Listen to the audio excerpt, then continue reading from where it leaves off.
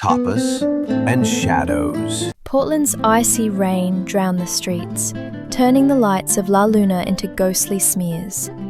Inside, amid garlic and smoked paprika, Elena forced smiles for customers, weighed down by Leo's stare across the bar. He seemed coiled like a spring tonight. As the last patron left, Leo grabbed her wrist, his fingers freezing. "Elena, you need to know what happened after the fire in Seville," he whispered, his Spanish accent thickening. "I thought I escaped clean. I was wrong." Suddenly, the back door slammed open in a gust of wind, making them jump. Leo whirled around, eyes scanning the alley's darkness with animal fear. "Is someone there?" Elena breathed, heart pounding. "I hope not," he muttered, still gripping her hand. Door slam, rain, silence. The next morning, Elena found horror at the back door.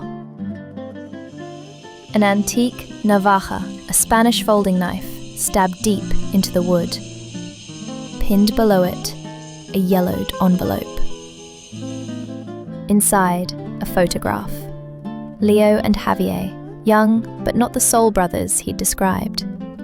They stood back to back, each gripping a pistol, barrels angled away, but bodies tense as drawn wires. On the back, in rust-red ink, "El pasado nunca duerme, Leo, y los muertos hablan."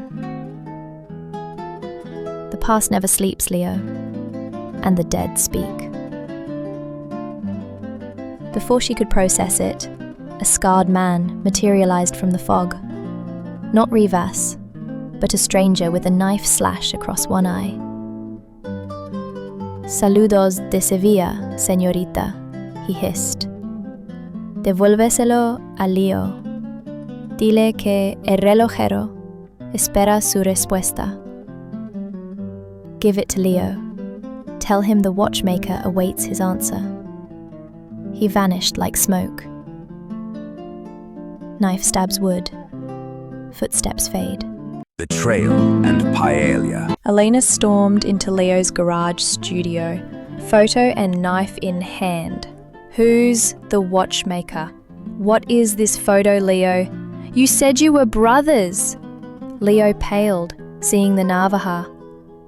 "The watchmaker," his voice broke, "was our benefactor, funded our art acquisitions.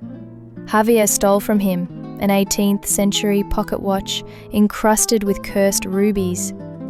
Leo turned away. "The fire wasn't an accident. It was the watchmaker. He wanted me, Elena.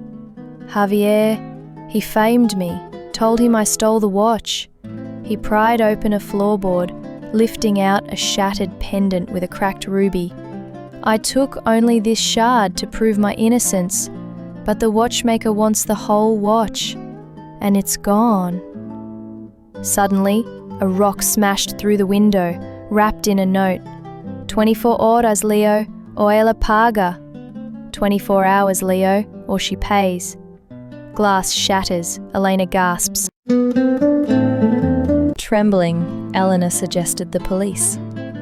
Leo was adamant. "The watchmaker's everywhere. Long reach." Instead, they gambled. Elena invited Maribel, Leo's suddenly visiting cousin from Miami, to La Luna for paella. Over saffron rice, Elena probed about Seville, about Javier. Maribel, usually chatty, turned evasive. "Poor Javier," she sighed, too theatrically. "He loved you so, Leo. To the end."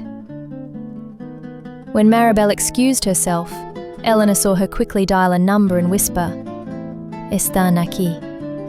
Todo va según el plan. They're here. All goes as planned."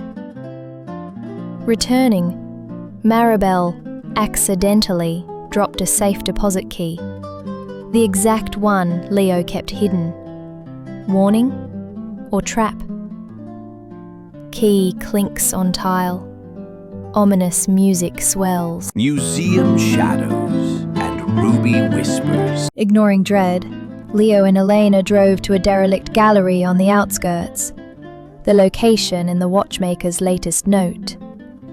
Dust-choked and dark, they found an old safe behind shrouded paintings.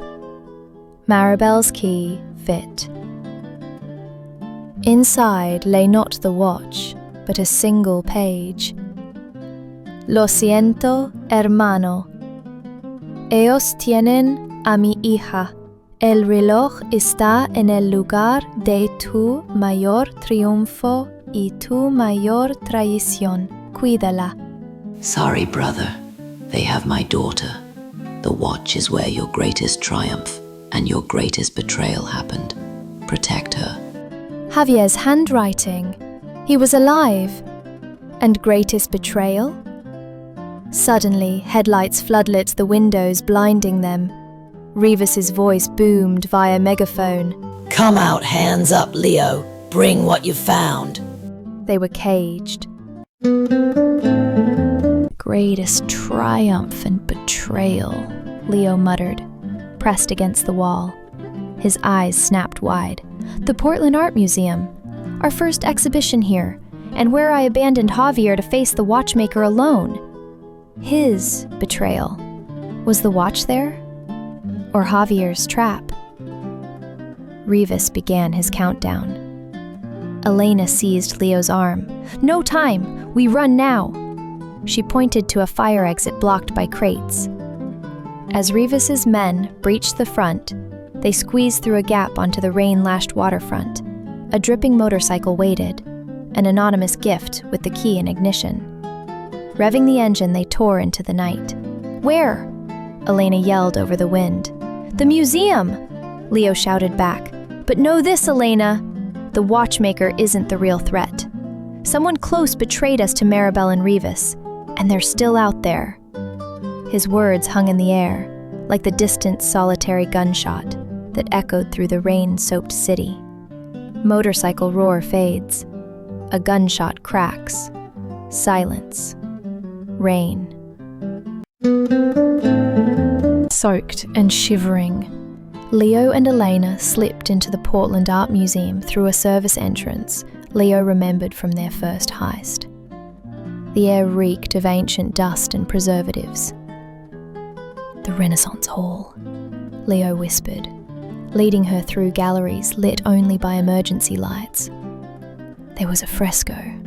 Behind it, we hid a cache for the most delicate acquisitions. Elena noticed his hand drift to his pocket, holding the shattered pendant.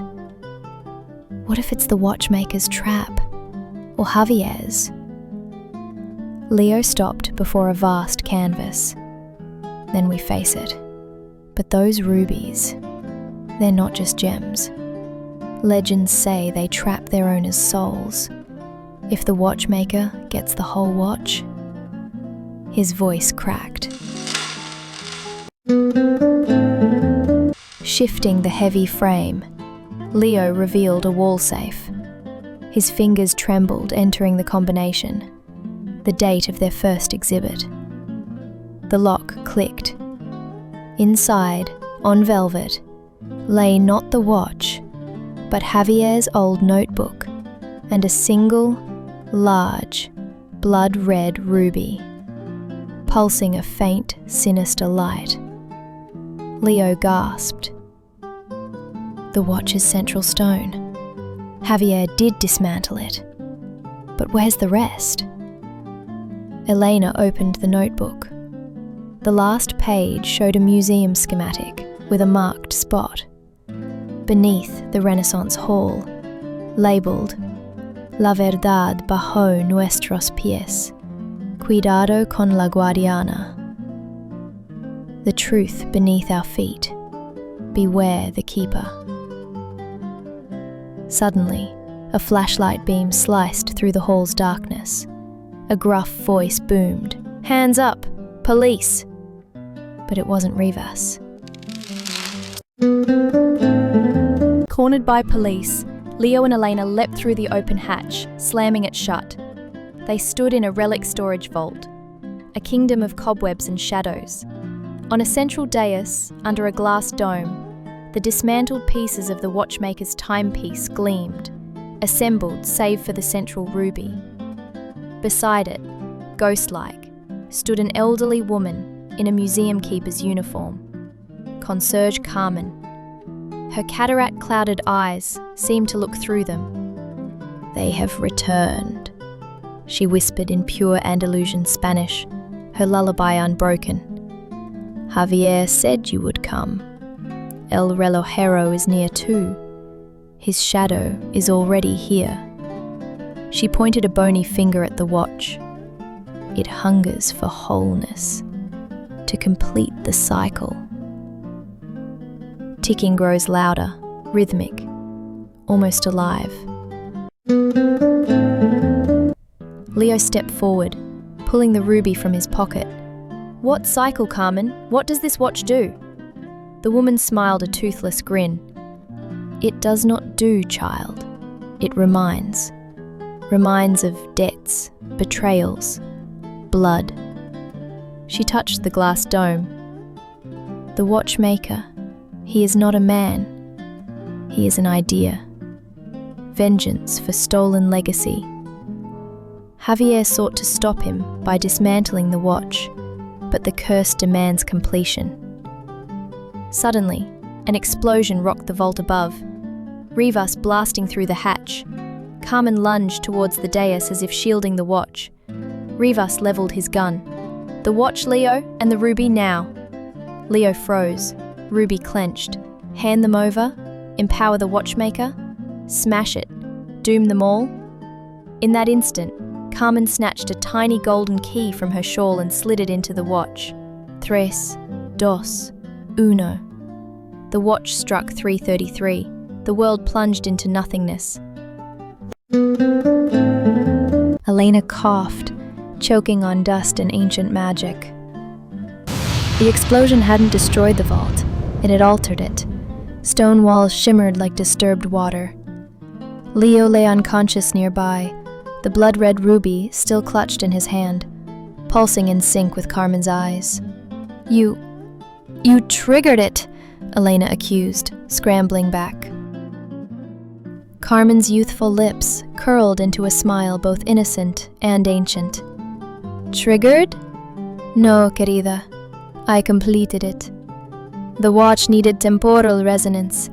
The chime at 3:33, the blast wave, and the blood sacrifice Rivas so kindly provided."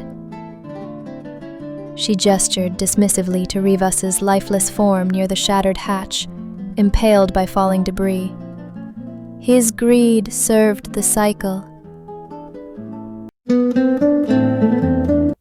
Leo groaned awake, disoriented. Seeing Carmen, he recoiled. "What are you?" Her laugh was like tinkling broken glass. "The first keeper, Leo. La primera. The watchmaker isn't a man, but the curse itself, born when my ancestor bound her soul to these rubies to save her lover, trapping his essence too. It demands balance, a soul for a soul. Javier understood. He hid the pieces to break the cycle." She pointed at Leo's pendant shard. "He gave you that fragment hoping its resonance would protect you. Instead, it led you here." Her gaze locked onto Elena. "But you carry unexpected potential. Your grandmother fled Seville in 1947, didn't she? Before the Great Fire." A low, resonant hum builds from the watch. Carmen's voice rose, commanding. "The cycle demands a soul anchored to the bloodline. Javier's daughter was taken, but she's protected elsewhere. Rivas was unworthy refuse." Her glowing eyes fixed on Leo. "Your betrayal in this very city marked you, Leo. Your soul resonates with the curse." The floating rubies shot towards Leo like crimson bullets. Elena screamed, throwing herself forward, not at Carmen, but snatching the golden key still protruding from the watch's side. "No! You want bloodline?" Elena shouted, pure defiance cutting through the chant. "Take mine. My grandmother was Consuelo Menendez. She fled you." She plunged the key into her own palm. Sound, a sharp, crystalline shattering sound as key meets flesh. A blinding white light erupted, not from the rubies, but from Elena's bloodied hand. The humming ceased. The floating rubies clattered harmlessly to the floor, dark and inert. Carmen stumbled back, her youthful visage cracking like porcelain, revealing the ancient crone beneath. "Impossible! The Menendez line! Extinct!" she shrieked, voice crumbling like dry leaves. The key, it was never to activate. It was to transfer. Elena collapsed, the key falling from her limp hand. Leo caught her, panic-stricken. Her palm bore no wound, only a faint, intricate scar resembling a clockwork gear. Carmen's body disintegrated into dust, whispering, "La última sangre, guarda el silencio." The last blood keeps the silence. Sound, crumbling stone, whispering wind, then utter silence. Whispers fade in Portland rain. 3 months later, Leo stood outside the boarded-up La Luna, a single orange blossom, azahar in hand. The watch pieces, now dull stones, rested in an unmarked grave deep in Forest Park. No trace of Carmen, Rivas, or Javier remained. Authorities called it a gas explosion. Elena remembered nothing, not the vault, Carmen, nor the key. The scar on her palm? A childhood accident, she'd say, smiling. But sometimes, holding a steaming café con leche, she'd stare at the rain with unsettling stillness. Leo watched her, the weight of silenced history crushing him. He'd found Javier's daughter, safe in Barcelona, cared for by nuns. He sent money anonymously. The curse was broken, but the cost echoed in Elena's lost memories and Leo's eternal silence. The whispers of Seville were finally drowned by the relentless Portland rain. Sound. Rain crescendos, then abruptly cuts to silence. Final piano note lingers.